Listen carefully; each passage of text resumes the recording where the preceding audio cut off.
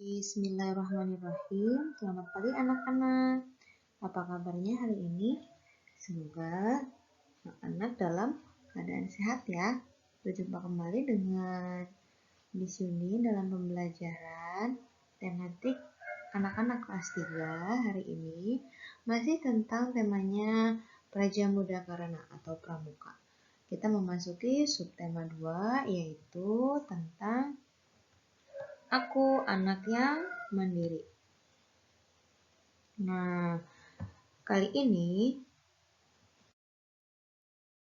tujuan pembelajaran kita adalah anak-anak itu akan mengetahui makna lambang negara Indonesia. Kemudian, siswa atau anak-anak mengetahui pengamalan sila Pancasila.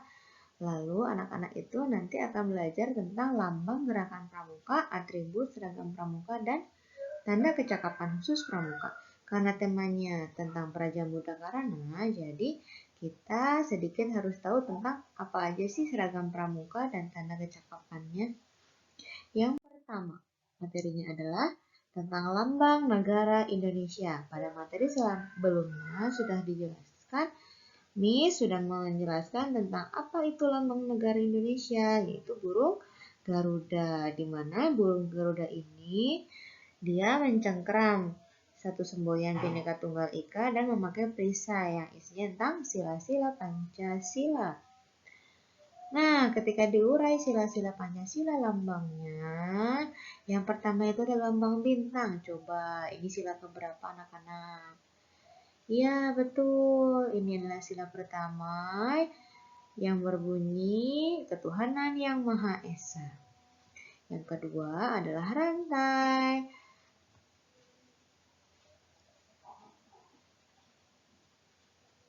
Yang berbunyi kemanusiaan yang adil dan beradab. Yang ketiga ada pohon beringin yang berbunyi Persatuan Indonesia. Yang keempat ada kepala banteng, kerakyatan yang dipimpin oleh hikmat kebijaksanaan dalam permusyawaratan perwakilan.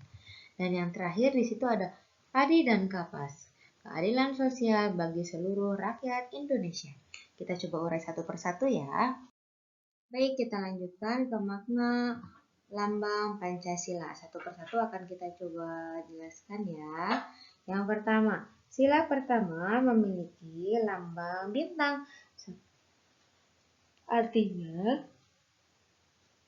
cahaya yang menerangi bangsa dan negara. Seperti layaknya Tuhan yang menjadi cahaya kerohanian bagi setiap manusia.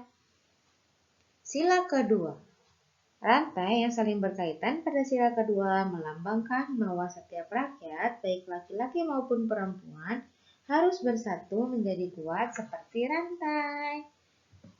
Yang ketiga, pohon beringin adalah pohon besar yang dapat dijadikan sebagai tempat berteduh. Selain itu, pohon beringin memiliki akar yang kuat dan menjalar kemana-mana. Namun, masih bisa satu pohon yang sama. Hal ini melambangkan semangat persatuan bangsa Indonesia yang terdiri dari beragam suku bangsa. Yang sila keempat, maknanya kepala banteng adalah banteng merupakan hewan dengan jiwa sosial yang tinggi dan suka berkumpul. Artinya, kita harus mengutamakan musyawarah dalam mengambil keputusan dan menyelesaikan suatu masalah. Sila kelima, padi dan kapas melambangkan kebutuhan dasar manusia, yaitu pangan dan sandang sebagai syarat utama untuk mencapai kemakmuran yang adil dan merata bagi setiap masyarakat Indonesia. Nah, ini penjelasan tentang makna dari sila Pancasila. Ada 5 lambang Pancasila, kalian harus ingat ya. Nah, itu adalah yang sudah dijelaskan tadi yang merupakan makna dari setiap lambang sila tersebut. Kita lanjutkan ke pengamalan sila Pancasila. Nah, untuk sila pertama yang berkaitan dengan agama, pastinya pengamalan sila pertamanya itu contohnya pasti berkaitan tentang sebuah keagamaan. Di antaranya taat menjalankan ibadah, menghormati teman yang berbeda agama.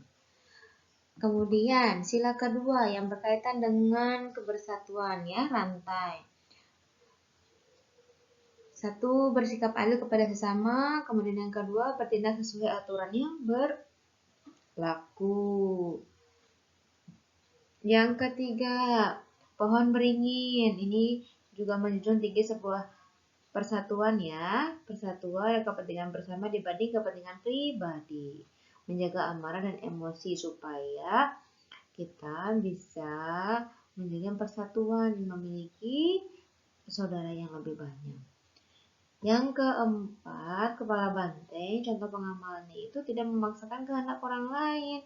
Kemudian memutuskan masalah dengan musyawarah. Sesuai dengan makna dari kepala banteng tadi ya, bahwa setiap keputusan itu diambil dengan musyawarah. Jadi contohnya juga memutuskan masalah dengan musyawarah.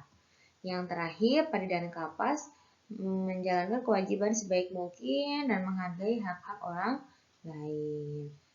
Itu untuk pengamalan sila Pancasila. Makna dan pengamalannya sudah dijelaskan.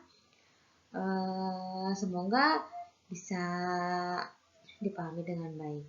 Kita lanjutkan saja ke Aku Anak Pramuka. Nah, sepertinya kakak kelas 3 ini belum pernah ikut pramuka ya di sekolah, tapi pernah lihat mungkin ya setiap hari Jumat. Dulu ketika pas kita tetap muka, hari Jumat siang itu kakak kelas 4, 5, dan 6 itu sering ikut yang namanya pramuka. Nah, nanti ketika kalian kelas 4 pun nanti akan tahu apa itu pramuka. Tapi sebelumnya akan dicoba jelaskan terlebih dahulu. Aku Anak Pramuka. Teman-teman, ada yang bertanya, lambang pramuka itu apa ya? Nah, temannya menjawab, tunas kelapa, teman-teman. Kenapa? Di sini tunas kelapa, kita coba cari maknanya sama-sama ya. Kenapa tunas kelapa itu menjadi lambang gerakan pramuka? Karena yang pertama, buah kelapa itu dapat bertahan lama dan kuat dalam berbagai keadaan. Artinya, setiap anggota pramuka selalu sehat, kuat, dan ulet menghadapi tantangan. Yang kedua, buah kelapa itu bisa tumbuh di mana saja, yang artinya setiap anggota pramuka itu dapat menyesuaikan diri dengan keadaan sekitarnya. Pintar beradaptasi. Yang kedua, kenapa buah kelapa dijadikan lambang? Yang ketiga, pohon kelapa tumbuh lurus ke atas. Artinya setiap anggota pramuka harus punya cita-cita yang tinggi. Makna yang keempat, kenapa tunas kelapa? Karena kelapa memiliki akar yang kuat. Artinya, setiap anggota pramuka memiliki keyakinan dan tekad yang kuat. Harus punya keyakinan dan tekad yang kuat. Terakhir, kenapa juga pohon kelapa? Karena pohon kelapa itu adalah pohon yang serbaguna. Artinya, setiap anggota pramuka adalah manusia yang berguna bagi nusa, bangsa, dan agama. Seperti itu. Kenapa, teman-teman? Kenapa tunas kelapa itu dijadikan lambang dari gerakan pramuka? Kita lanjut coba. Nah, ini ada baju pramuka setelan anak laki-laki ya, plus atributnya. Hanya untuk pengetahuan aja dulu untuk kakak kelas 3. Nah, di sini ada baju laki-laki, atribut laki-laki. Coba jelaskan dari atas ya. Di sana ada dari topinya terlebih dahulu. Topi di sana ada tanda tutup kepala, ya, ada tanda tutup kepala yang warna hijau ya di situ. Kemudian di sini, oke, dari bagian kepala hanya ada satu tanda atribut pramuka ya. Nah, sekarang kita berlanjut ke bagian badan atau baju. Nah, kalau di baju di sini lumayan banyak ya. Di sini ada sebelah kiri ada namanya tanda pelantikan. Ada namanya tanda baru dan juga ada namanya tanda kecakapan umum di sebelah lengan kiri. Kalau di sebelah lengan kanan, di sini ada namanya bed lokasi, tanda lokasi. Itu menandakan di mana kalian itu anggota pramukanya, contohnya misalnya Kota Bandung. Ada juga namanya pita nomor, ada yang namanya badge daerah atau lancana wilayah, dan tanda jabatannya. Kemudian di bagian dada, di situ yang warna ungu itu pasti biasanya ada nama dan tanda pandu dunia di situ. Oke. Nah, masih di lengan yang sebelah kanan itu biasanya banyak tempelan. Kalau misalnya kalian itu melihat kakak kelas 4, 5, dan 6 yang pakai baju pramuka, mungkin nanti kok di sebelah kanan banyak banget ya tempelannya. Oh, nah itu ternyata selain ada tanda jabatan, itu juga ada yang namanya tanda kecakapan khusus. Seperti itu, anak-anak. Ya, sedikit aja dijelaskan tentang tanda atribut pramuka. Semoga bisa menambah wawasan kalian ya. Oke, berikut penjelasan Miss Yuni tadi. Setelah kalian mendengarkan penjelasan dari video pembelajaran Miss Yuni, nanti ada kuisis di bawah video pembelajaran ini. Kalian silahkan nanti mengerjakan kuisis tersebut ya. Seperti biasa, kuisisnya hanya bisa dikerjakan 1 kali pengerjaan. Selamat mengerjakan dan jangan lupa dibaca dengan teliti dan dijawab dengan jawaban yang betul. Terima kasih sudah menyimak pembelajaran hari ini. Semoga hari ini bermanfaat dan selamat menjalankan puasa.